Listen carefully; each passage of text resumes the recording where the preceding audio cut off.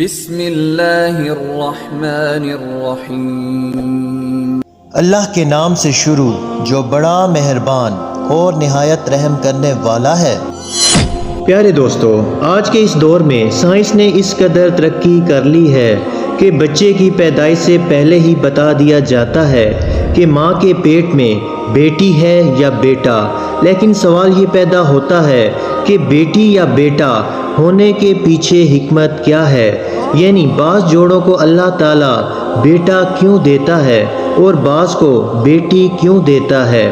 اس بارے میں ہمارے پیارے آقا حضرت محمد صلی اللہ علیہ وآلہ وسلم نے آج سے 1400 سال پہلے ہی بتا دیا تھا کہ بیٹی یا بیٹا ہونے کے پیچھے کیا حکمت ہے۔ دوستو، اس حوالے سے آپ کو مکمل معلومات فراہم کی جائیں گی، بس آپ سے چھوٹی سی گزارش ہے کہ ہماری اس ویڈیو کو آخر تک ضرور دیکھیں۔ پیارے دوستو، بیٹی یا بیٹا دینا یہ اللہ تعالیٰ کا اختیار ہے، جیسا کہ اللہ تعالیٰ قرآن پاک میں ارشاد فرماتا ہے، آسمانوں اور زمین کی بادشاہت صرف اللہ ہی کے لیے ہے، وہ جو چاہے پیدا کرتا ہے، جس کو چاہتا ہے بیٹیاں دیتا ہے اور جسے چاہتا ہے بیٹے دیتا ہے، اور جس کو چاہتا ہے بیٹے اور بیٹیاں دونوں عطا کر دیتا ہے، اور جس کو چاہتا ہے بانج کر دیتا ہے۔ یعنی جن کو اللہ تعالیٰ بانج کرتا ہے تو ان کے ہاں کوئی اولاد پیدا نہیں ہوتی، نہ ہی کوئی لڑکا پیدا ہوتا ہے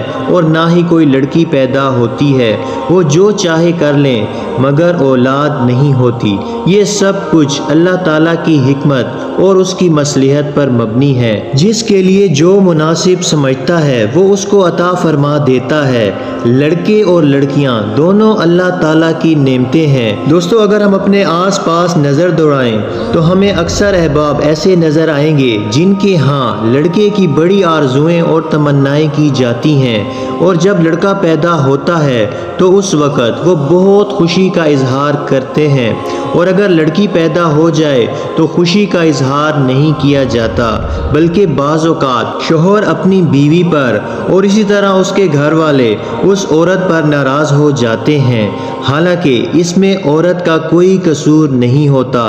یہ سب کچھ اللہ تعالیٰ کی عطا ہے، اور اللہ تعالیٰ کے فیصلوں پر کسی کو ذرا برابر بھی اعتراض کرنے کا کوئی حق نہیں۔ یاد رکھیں کہ لڑکیوں کو کمتر سمجھنا زمانہ جاہلیت کے کافروں کا عمل تھا، جیسا کہ اللہ تعالیٰ قرآن پاک میں ارشاد فرماتا ہے، ان میں سے جب کسی کو لڑکی ہونے کی خبر دی جائے تو اس کا چہرہ سیاہ ہو جاتا ہے اور دل ہی دل میں گھٹنے لگتا ہے۔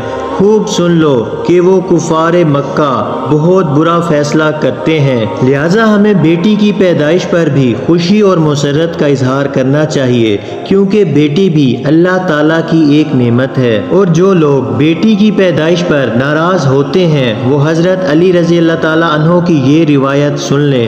کہتے ہیں کہ مدینہ منورہ میں ایک شخص تھا کہ جس کے ہاں جب بھی بیٹی پیدا ہوتی تو وہ افسوس کیا کرتا تھا۔ جب حضرت علی رضی اللہ تعالیٰ عنہ کو اس بارے میں علم ہوا تو آپ نے اس شخص کو بلایا اور فرمایا، اے شخص، یاد رکھنا اللہ تعالیٰ ہر کسی کو بیٹی عطا نہیں کرتا، بلکہ اللہ جس انسان کو جنت کا وارث بنانا چاہتا ہے اور جس انسان کے سارے گناہوں کو معاف کرنے کا ارادہ فرماتا ہے اور جس کی آخرت کو سنوارنا چاہتا ہے تو اس کو بیٹی جیسی رحمت سے نوازتا ہے۔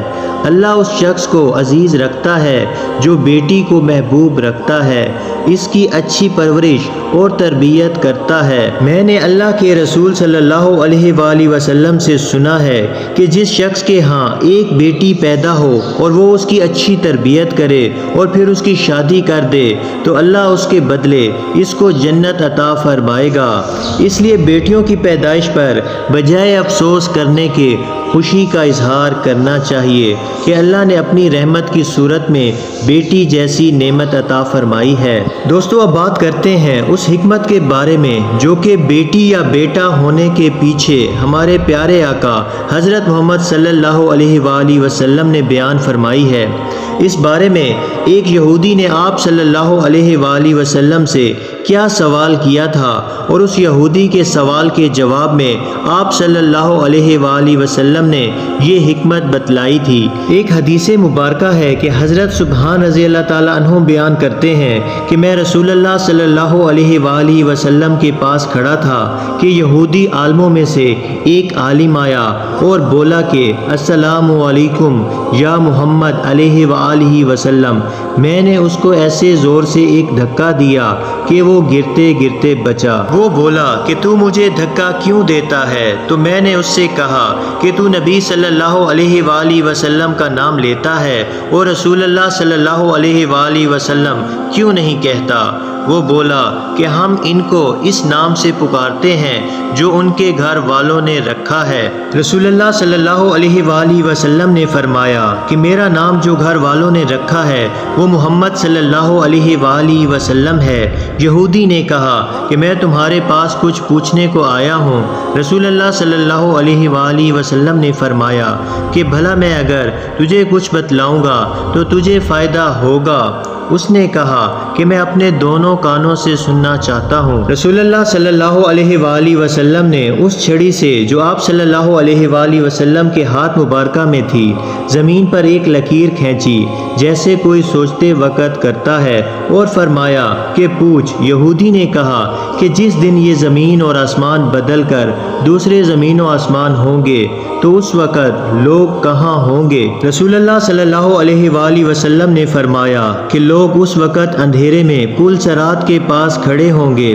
تو اس نے پوچھا کہ پھر سب سے پہلے کون لوگ اس پل سے پار ہوں گے؟ تو آپ صلی اللہ علیہ وآلہ وسلم نے فرمایا کہ مہاجرین میں سے جو محتاج ہیں۔ دوستو، مہاجرین سے مراد وہ لوگ ہیں جو نبی صلی اللہ علیہ وآلہ وسلم کے ساتھ گھر بار چھوڑ کر نکلے تھے اور دنیا پر لات مار دی تھی۔